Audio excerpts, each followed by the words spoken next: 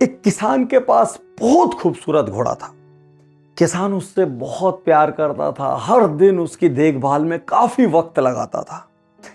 एक दिन रात को किसान सोया घोड़े को हिफाजत से बांधकर, और सुबह उठकर क्या देखता है, घोड़ा गायब।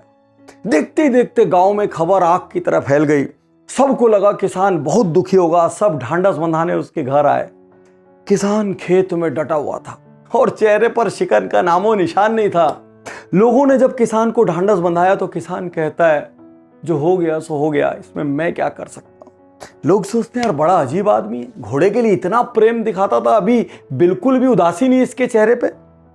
कुछ दिन बाद घोड़ा लौट कर आ जाता है। अब सब गांव वाले सोचते हैं यार किसान खूब खुश होगा, जश्न मना रहा होगा, चलो इससे पार्टी लेते। और सब किसान के पास पहुंचते। किसान फिर खेत में डटा हुआ था। सब किसान को बधाई देते हैं तो किसान कहता है, जो हो गया सो हो गया यार, जाना उसकी मर्जी थी, आना भी उसकी मर्जी थी, मैं क्या कर सकता हूं। सब लोग बोलते हैं बड़ा अजीब आदमी है, एक और इतना प्यार दिखाता है, दूसरी ओर इसको खुशी नहीं हो रही घोड़े के वापस लौटने पे। कहानी बहुत ध्यान से सुनना, क्योंकि यदि आपकी जिंदगी में किसी भी किस्म का तनाव है, किसी भी मैग्नीट्यूड का तनाव है, कितना भी पुराना या नया तनाव है, ये कहानी आज आपको रास्ता दिखा सकती है। और सबसे लास्ट में जो लेसन मैं शेयर करूंगा वो मेरी उन वर्कशॉप से है जो मैं पूरी दुनिया के कोने कोने में स्ट्रेस मैनेजमेंट पर लेता हूं। तो सबसे एंड लेसन को बहुत ध्यान से सुनना। कुछ दिन बाद उसी घोड़े पर खेलते खेलते किसान का इकलौता लाडला बेटा गिर जाता है। बहुत चोटें आती है, पैर टूट जाता है, घर में लेट जाता है, जाके 2-4 महीने का रेस्ट हो जाता है। सारा गांव किसान के पास आता है, दुख मनाता है, इससे तो अच्छा होता घोड़ा ही वापिस ना आता, अरे यार बहुत गलत हो गया। किसान फिर से कहता है, जो हो गया सो हो गया, इसमें मैं क्या कर सकता हूं। लोगों का दिमाग खराब हो जाता है, यार इकलौता लड़का, इसके लिए भी दुखी नहीं है, कितना निर्दयी पिता है। दिन गुजरते हैं, राजा की सेना के लोग एक दिन गांव में आते हैं। वो हर घर में घुसकर युवाओं को ढूंढ रहे हैं, क्योंकि सेना में भर्ती करने के लिए युवा चाहिए। हर घर के बेटे उठा लिए जाते हैं। लेकिन जब वो किसान के घर पहुंचता है, जवान बेटे को देखता है और टूटा हुआ पैर देखता है, तो सेना का जो सिपाही था वो कहता है, यार ये लंगड़ा अपने किस काम आएगा, इसको छोड़ो, और छोड़कर चले जाते हैं। और जब गांव के लोग किसान से कहते हैं, यार तुम तो बड़े भाग्यशाली हो, तुम्हारे बेटे का पैर टूट गया इसलिए वो बच गया, तो किसान जो इतने दिनों से सब देख रहा था, गांव वालों को एक बहुत बड़ा लेसन देता है, जो आपके लिए भी इस वक्त $1 मिलियन लेसन है।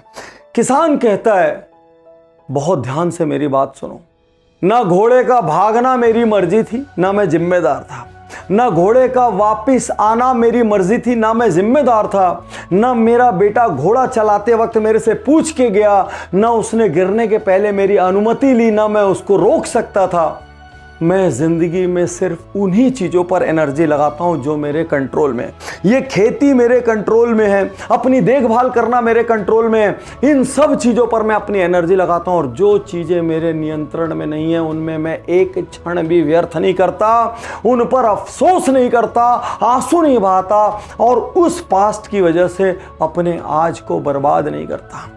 मैंने अपनी पुस्तक जीत या हार रहो तैयार में एक चैप्टर लिखा है, जिसमें मैंने सारी समस्याओं को 2 हिस्से में बांटा है। समस्याएं वो जो आपके नियंत्रण में है, समस्याएं वो जो आपके नियंत्रण में नहीं है। और बहुत बड़ी बात आपसे कहने जा रहा हूं, जो समस्याएं आपके नियंत्रण में है उनकी चिंता क्यों करना, उन पर काम कीजिए।